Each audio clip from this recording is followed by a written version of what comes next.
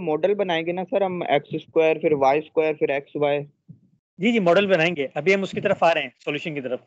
सबसे पहले जो जनरल डिस्कशन हो रही थी वो मैं आपको बताना चाह रहा था कि what is the okay. Benefit of it, हम ये क्यों अप्लाई करते हैं, इसकी एप्लीकेशन कहाँ कहाँ पर है। ठीक है ना।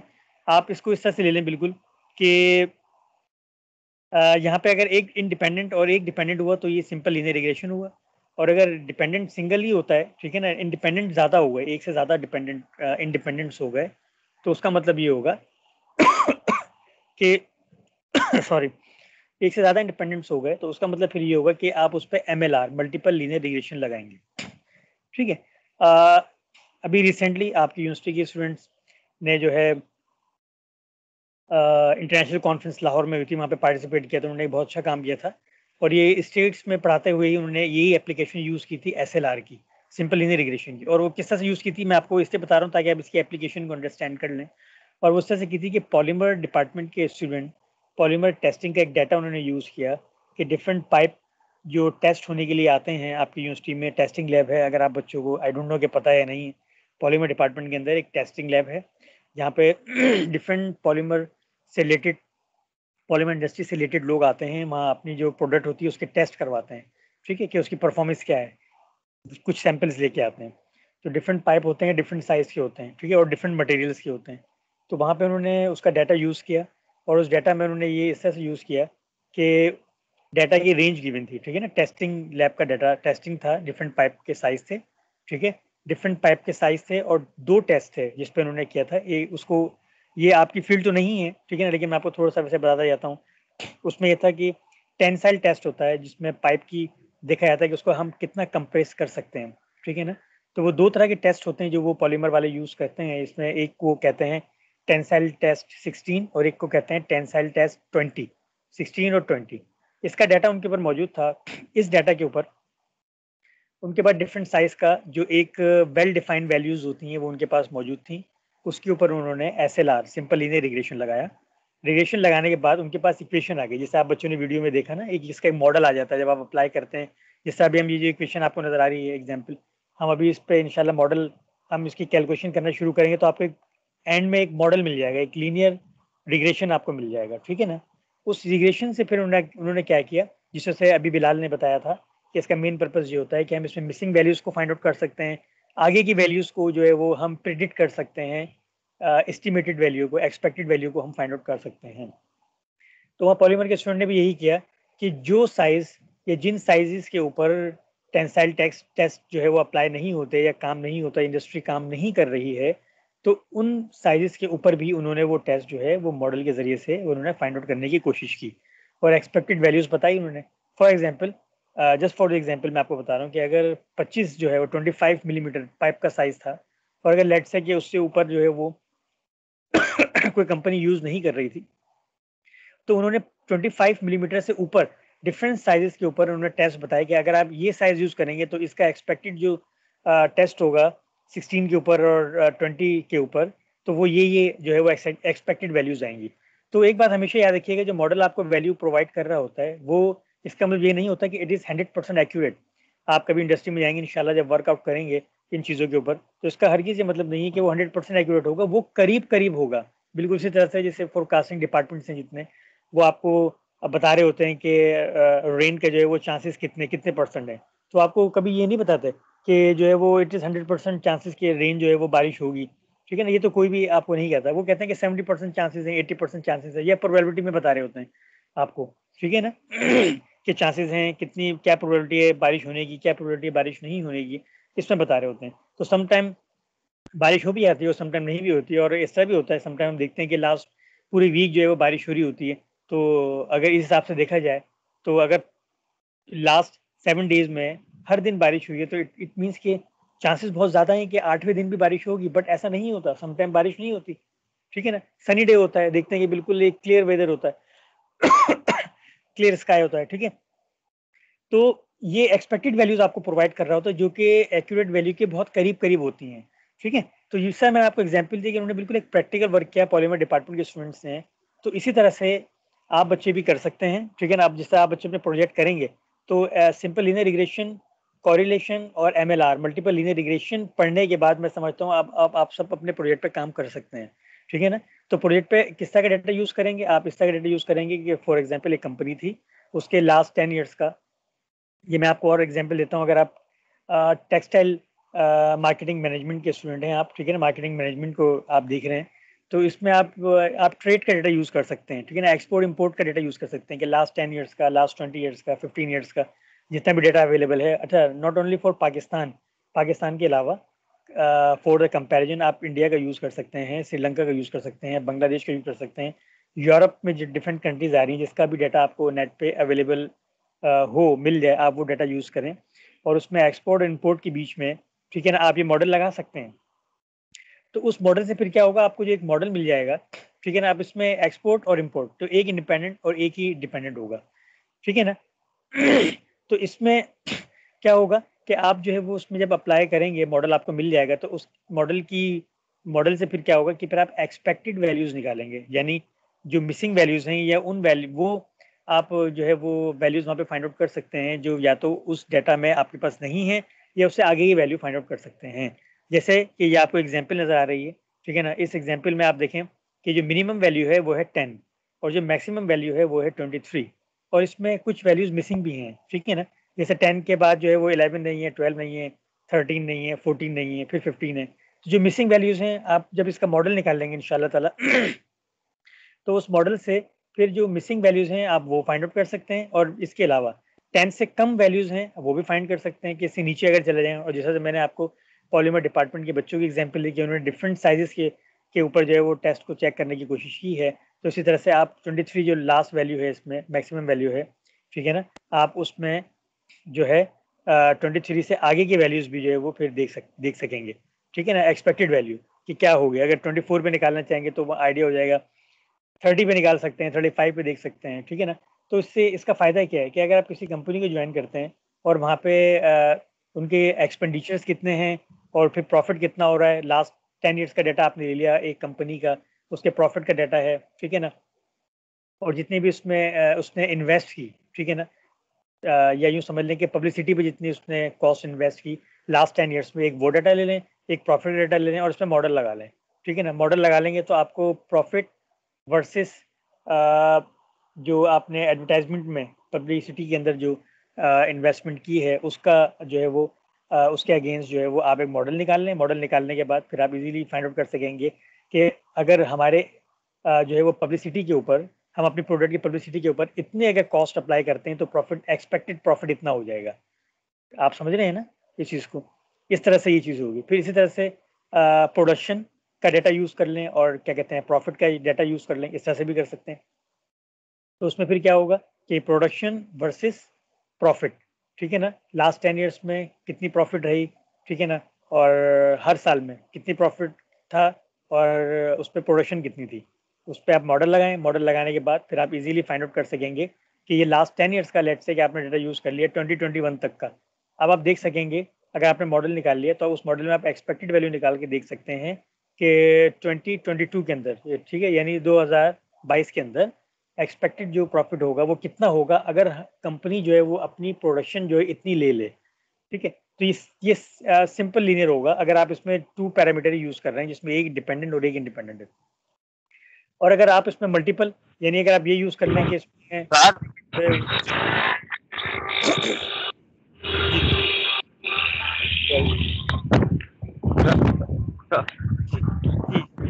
क्वेश्चन करना चाहेंगे?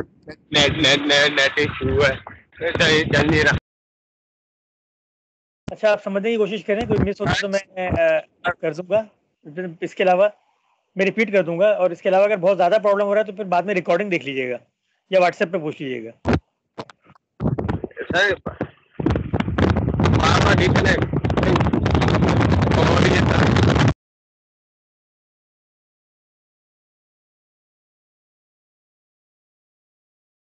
अच्छा, अपना नेम बताइएगा प्लीज़।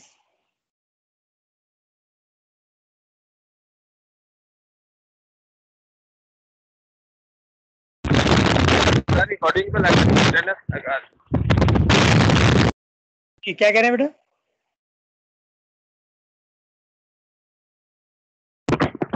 रिकॉर्डिंग पे लगा दीजिएगा, वो लगा दीजिए।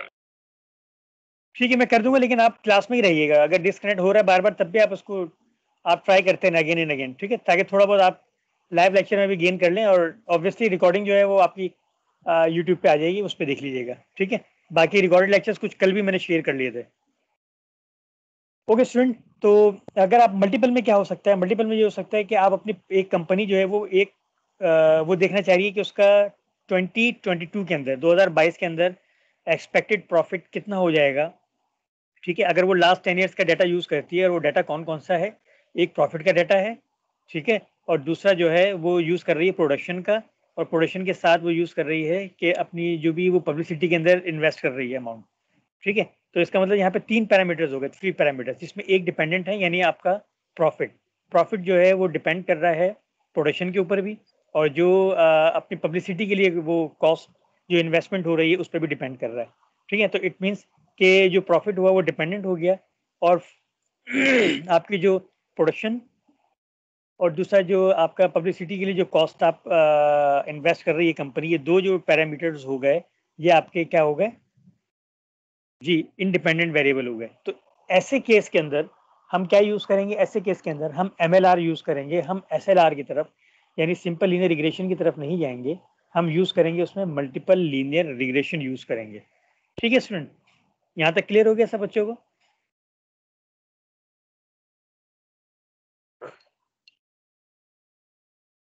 Any problem, any question student? जी स्टूडेंट। सर ये आपने MLR का कहा सर, दोबारा रिपीट करें प्लीज। जी मैं रिपीट करता हूँ। MLR में ये होगा, जिस SLR में आप समझ गए ना, SLR में एक ही इंडिपेंडेंट होगा, इंडिपेंडेंट एक ही होगा। जिस तरह से मैंने आपको डिफरेंट एग्जांपल दी कि आपने एक कंपनी का लास्ट 10 ईयर्स का प्रॉफिट का डाटा उठाया और प्रोडक्शन का डाटा उठाया, और इन दोनों में मॉडल लगाया, तो इसका मतलब इन दोनों पे जब आप दो डाटा उठा रहे हैं तो इसका मतलब इसमें एक डिपेंडेंट है यानी प्रॉफिट, और दूसरा जो है वो इंडिपेंडेंट है यानी प्रोडक्शन। तो प्रोडक्शन जितनी बढ़ेगी डेफिनेटली उसका इम्पैक्ट पड़ेगा कंपनी के प्रॉफिट के ऊपर, ठीक है ना। तो एक इंडिपेंडेंट हो गया और एक डिपेंडेंट हो गया, सही है। तो यहाँ पे तो आप लगाएंगे SLR, और अगर ऐसी कंडीशन हो कि आप इसमें जो है वो प्रॉफिट का डाटा है और प्रॉफिट के साथ आप जो है वो प्रोडक्शन का डाटा यूज़ कर रहे हैं, ठीक है, और अपनी जो कंपनी पब्लिसिटी के लिए जो कॉस्ट यूज़ कर रही है, एडवर्टाइजमेंट वगैरह के लिए कॉस्ट यूज़ कर रही है, ठीक है ना, ये दो पैरामीटर यूज़ करेंगे, तो इसका मतलब आप फिर MLR की तरफ जाएंगे, जिसमें एक डिपेंडेंट होगा और दो इंडिपेंडेंट होंगे, या दो या दो से ज़्यादा अगर आपके इंडिपेंडेंट हो, तो फिर हम MLR यानी मल्टीपल लीनियर रिग्रेशन मॉडल लगाते हैं ऐसे केस के अंदर, ठीक है। जैसे मैंने आपको एग्जाम्पल दी कि एक प्रोडक्शन का और एक एडवर्टाइजमेंट का, ये दो डेटा ऐसे हैं कि जो इंडिपेंडेंट हैं, ठीक है, बट इन दोनों के ऊपर किसी भी कंपनी का जो प्रॉफिट है वो डिपेंड कर रहा होता है। क्लियर हुआ? Yes sir. ठीक है,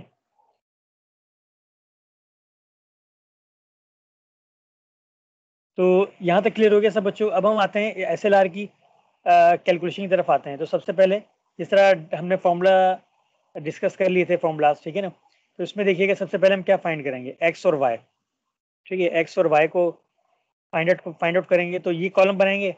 अच्छा, इस कॉलम के साथ और कौन सा कॉलम बनेगा, एक्स स्क्वायर का कॉलम बनेगा। सर पहले एक्स स्क्वायर का नहीं बनेगा सर? कॉलम आगे पीछे होने से कोई फर्क नहीं पड़ेगा, ठीक है। आपको फाइंड ये भी करना है, फाइंड ये भी करना है, इससे कोई इफेक्ट नहीं पड़ेगा, आप पहले कौन सा कॉलम फाइंड आउट कर रहे हैं, ठीक है। क्लियर हो गया ना? जी सर।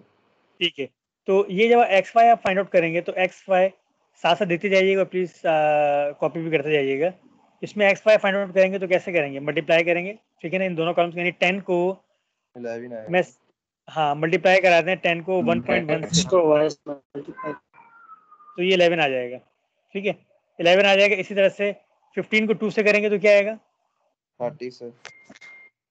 30 आ जाएगा। 16 को 2.1 से करेंगे 33.6। 33.6, वेरी गुड। 18 को 2.4 से करेंगे 3.2। 43.2।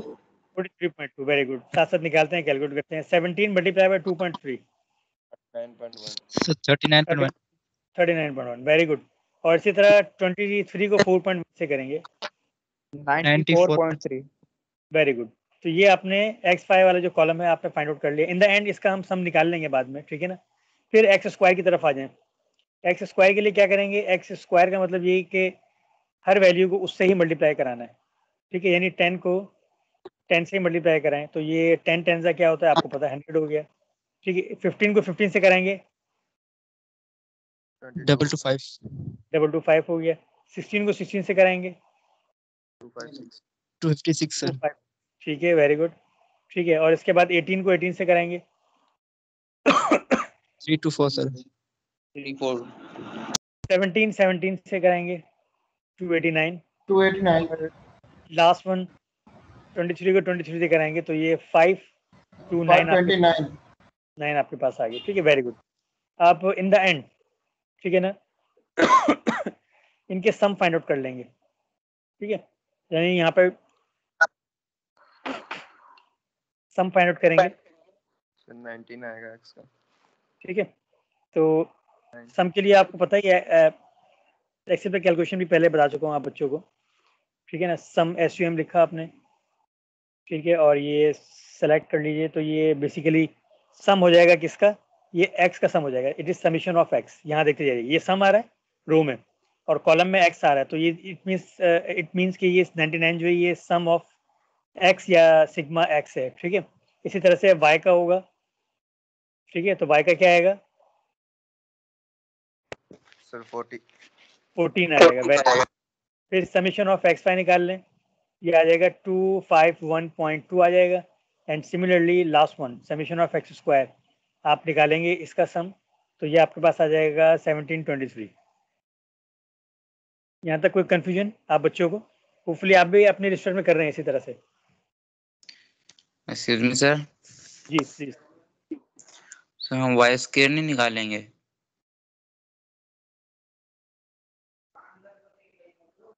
वाई स्क्वायर का यूज इसमें नहीं है, कोरिलेशन में तो आएगा, तो उस वक्त हम निकालेंगे। अभी जब आप मॉडल ओके सर। निकाल रहे हैं, मॉडल में वाई स्क्वायर कहाँ आ रहा है आपका? फॉर्मूला देखा है आपने ना, फॉर्मूला अभी हमने डिस्कस किया था before the question and discussion. हमने जी फॉर्मूला जी देखा सर। था। सिंपल लीनियर रिग्रेशन का फॉर्मूला क्या है, Y cap is equal to A plus B X, ठीक है। जी जिसमें सर। बी जिसमें बी और ए पैरामीटर, आप इनके फॉर्मूलाज को देखें, इसमें वाई स्क्वायर कहीं पे भी नहीं आ रहा। हाँ जी। तो हम फॉर्मूले को देखते हुए जो वैल्यूज होती हैं ना वो हम फाइंड आउट करते हैं, टेबल उन्हीं का बनाते हैं जो रिक्वायर्ड होता है, जी सर। ठीक है। तो होपफुली आपने अंडरस्टैंड कर लिया। Yes sir. Okay, very good. अब ये वैल्यूज आपके सामने सारी वैल्यूज आ गई हैं, ठीक है ना। अब आप मुझे बताएं कि बी आपके पास क्या आ रहा है, जल्दी से फाइंड आउट करके बताएं मुझे। बी बताइएगा फाइंड आउट करके, और ए बताइएगा। इसका मीन भी हम यहाँ निकाल लेते हैं, चलें एवरेज, ठीक है, मीन हम निकाल लेते हैं, ठीक है।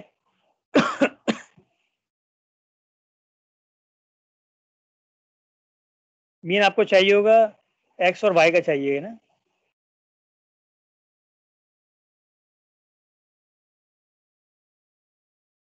16.5 ये एक्स का मीन आ गया और वाई का मीन ये आ गया आपके पास यहाँ तक, ठीक सर है। 8.35 आ रहा है सर बी। 8.35 अभी चेक कर लेते हैं जी। बाकी स्टूडेंट में जरा फाइंड आउट करके बताएं जल्दी से। सर बी आ रहा 0.2256। 0.55 0.556। 0.556, ठीक है। 0.56 भी कह सकते हैं ना राउंड ऑफ करके। सर 0.2256। अच्छा, 2256, सॉरी, ठीक है। अब ए बताइएगा।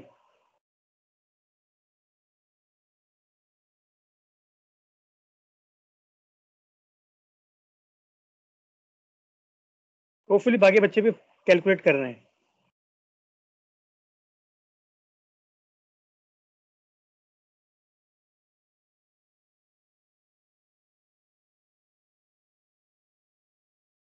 सर बी ये आ रहा है सर 0.165 है सर। बी 0.2256।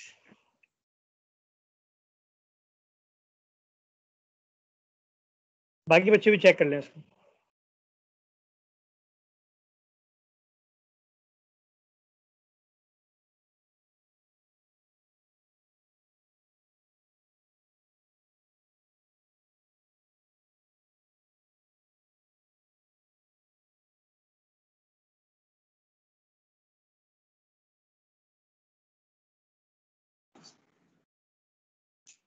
है।